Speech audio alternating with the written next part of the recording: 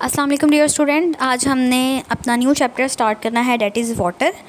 This is a very interesting chapter. इसमें हम water की प्रॉपर्टीज़ के बारे में पढ़ेंगे, उसकी अकरेंस के बारे में पढ़ेंगे, उसकी सिग्निफिकेंस के बारे में पढ़ेंगे और देखेंगे कि वाटर की वजह से कौन कौन सी डिज़ीज़ कॉज हो जाती हैं, किस किस टाइप के वाटर होते हैं, उसको हम किस किस तरह से ट्रीट कर सकते हैं। ठीक है, तो सबसे पहला जो है हमारा इंट्रोडक्शन का पैराग्राफ है। इसमें बेसिकली जो है ना, इस पैराग्राफ में वाटर की सिग्निफिकेंस बताई गई है कि वाटर के जो है वो क्यों इतना अहम है हमारे लिए। ठीक है, तो सिग्निफिकेंस ऑफ वाटर में शॉर्ट क्वेश्चन भी आ जाता है, लॉन्ग क्वेश्चन भी। वैसे कि ये टॉपिक इतना इंपॉर्टेंट नहीं है, ठीक है, इस चैप्टर के अगर हम वेटेज के हिसाब से देखें। लेकिन अगर इसमें से आपको क्वेश्चन आ भी जाता है, शॉर्ट में आएगा अगर, तो आपने क्या करना है, एनी 3 या एनी 4 पॉइंट्स आपने सिग्निफिकेंस के बता देने हैं। ठीक हो गया, तो देखें स्टार्ट करते हैं हम। सेकेंड लाइन से हम स्टार्ट करेंगे। इट्स इंपॉर्टेंस, 2 रीजंस की वजह से वाटर की इंपॉर्टेंस है। एक तो ये है कि it is an essential and major component of each and every living cell. हमें पता है कि हमारी बॉडी जो है 70% पानी से बनी हुई है। ठीक है, इसलिए ये इतना इंपॉर्टेंट है, यानी हमारी बॉडी के अंदर 70% क्या है, वाटर है। उसके बाद सेकेंडली जो है इसकी सिग्निफिकेंस जो मोस्ट इंपॉर्टेंट है वो क्या है कि ये इन्वायरमेंट के अंदर जो है, it provides the an environment for animals and plant that live in water. ये जो हमारे एक्वेटिक एनिमल्स होते हैं उनके रहने का उनका हैबिटेट है। ठीक है, जिस तरह हमारे पास प्लेन एरियाज़ होते हैं जहाँ पे हम इंसान वगैरह रहते हैं या जहाँ पे प्लांट्स वगैरह ग्रो करते हैं, इसी तरह एक्वेटिक एनिमल्स जो हैं उनके लिए उनका हैबिटेट क्या है, वाटर है। ठीक है, तो जितने भी लिविंग ऑर्गेनिज्म हैं वो सर्वाइव कर रहे हैं, अपनी लाइफ्स को जो है वो करते हैं किसके, वाटर को। ठीक है, अब हम कहाँ पर डेली लाइफ में इसका यूज़ कहाँ पर है, ये तो होगी ना जनरल।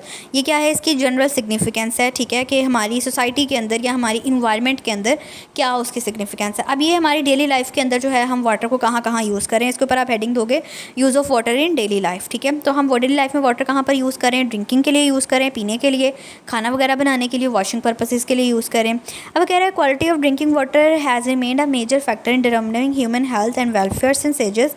यानी ये कहा जाता है कि जिस कंट्री के अंदर, यानी आप जिस रीजन के अंदर रह रहे हो, अगर आपको वहाँ पे अच्छा और साफ़ सुथरा पानी मिल रहा है, इसका मतलब है कि आप एक अच्छी कम्युनिटी के अंदर रह रहे हो, एक ऐसी कम्युनिटी जिसके अंदर जो है वो तरक्की जो है वो बहुत ज़्यादा है और जो मतलब कह लें कि जो बैकवर्डनेस है वो बहुत कम है। ठीक है, यानी अगर एक जगह के ऊपर अच्छा पानी आ रहा है ना, इसका मतलब है कि वो एक अच्छा एरिया है। ठीक है, ये आप इस तरह से समझ लो इसको।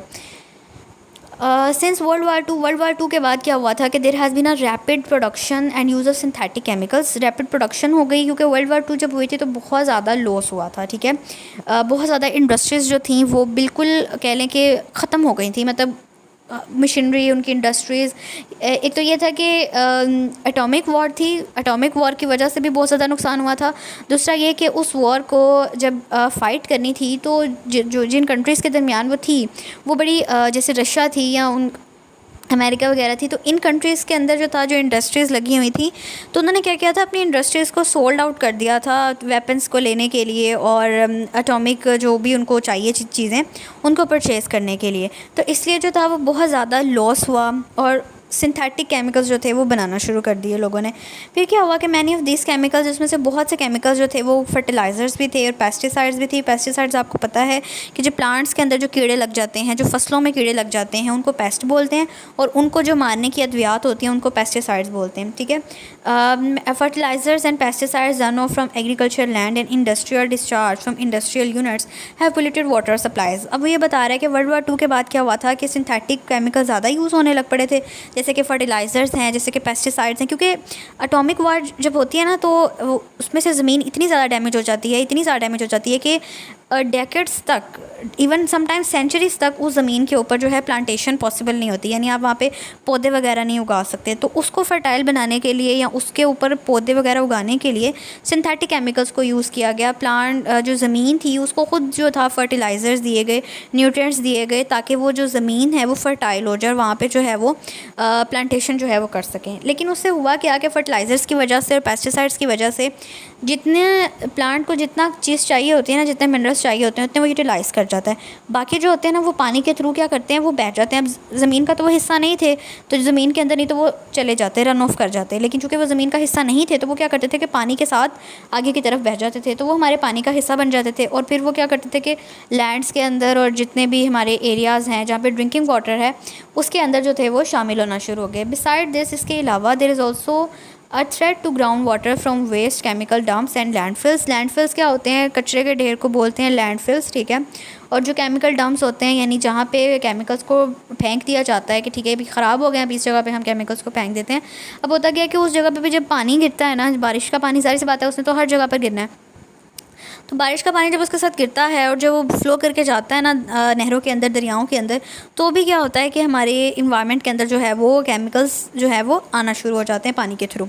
अब करंटली जो है वो water borne toxic chemicals, water borne का मतलब होता है बॉर्न, जब किसी भी चीज़ के अंदर BORNE बॉर्न का मतलब होता है कि कोई भी चीज़ जो है वो पहले उसके अंदर नहीं है लेकिन कुछ कंडीशंस की वजह से वो उसके अंदर पैदा होना शुरू हो जाए, ठीक है। अब ये वाला जो NE वाला बॉर्न होता है ना, इसका मीनिंग होता है कि एक चीज़ जो स्पेसिफिकली एक ही जगह पर ग्रो करती है। जैसे अगर आप एलजी की बात करें ना, तो वो एक वाटर बॉर्न कह लें कि प्लांट है। वाटर बॉर्न प्लांट इसलिए है क्योंकि वो सिर्फ पानी के अंदर ही ग्रो करता है, ठीक है। ऐसी चीज़ जो सिर्फ एक स्पेसिफिक इन्वायरमेंट के अंदर या स्पेसिफिक चीज़ के अंदर ग्रो करे, उसके लिए हम बॉर्न के साथ ई लगाते हैं, ठीक हो गया।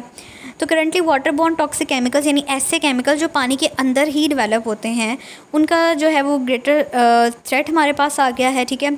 अर्बन एरियाज़ के अंदर use of this water is causing water borne disease की वजह से वाटर बॉर्न डिजीज़ भी हो रही हैं। तो पोल्यूटेड वाटर जो है वो हमारी कंसर्न है, यानी हमारे लिए लम्हा फ़िक्रिया है कि हम क्या कर रहे हैं उसको।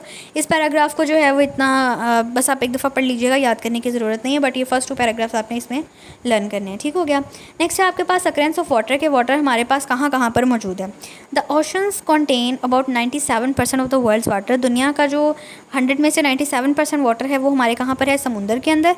और जो रेस्ट ऑफ वाटर है वो ग्लेशियर्स की फार्म में है, ठीक है, वो आइस कैप्स की फार्म में है। ग्राउंड वाटर है ज़मीन के अंदर। और इनलैंड वाटर्स हमारे पास क्या क्या हैं? रिवर्स हैं, लेक्स हैं और स्ट्रीम्स हैं, ठीक है। रिवर्स क्या है? दरिया। लेक्स क्या है? हमारे पास झीलें जो हैं। स्ट्रीम्स क्या है? नदी नाले जो हैं। It is also present in atmosphere. Water vapours की फॉर्म में हमारे एटमॉस्फेयर में भी प्रेजेंट है। ये जो डायग्राम दी हुई है डिस्ट्रीब्यूशन ऑफ वाटर, इसको आपने लर्न करना है। ओशन के अंदर कितना पानी है? 97%। ग्लेशियर्स और आइस कैप्स के अंदर कितना है? 2.1%। ग्राउंड वाटर में कितना है? 0.6%। एटमॉस्फेरिक वाटर कितना है? 0.001%। और इनलैंड वाटर कितना है? 0.2%। ये डायग्राम और ये परसेंटेजेस आपने याद करनी है।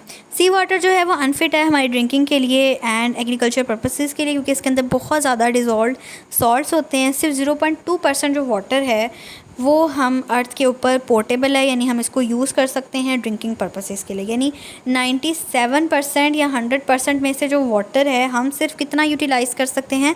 0.2%। बाकी सारा क्या है? 97% तो वैसे ही सी वाटर है। तो सी वाटर जो है वो इतना सॉल्टी है कि उसको यूटिलाइज़ मतलब इस्तेमाल के काबिल बनाने के लिए उसको पहले बहुत ज़्यादा हाई लेवल के ट्रीटमेंट्स में से गुजारना पड़ता है, ताकि उसकी जो सॉल्ट की कंसंट्रेशन है वो थोड़ी कम हो और फिर आप उसको इस्तेमाल कर सकते हैं, ठीक हो गया।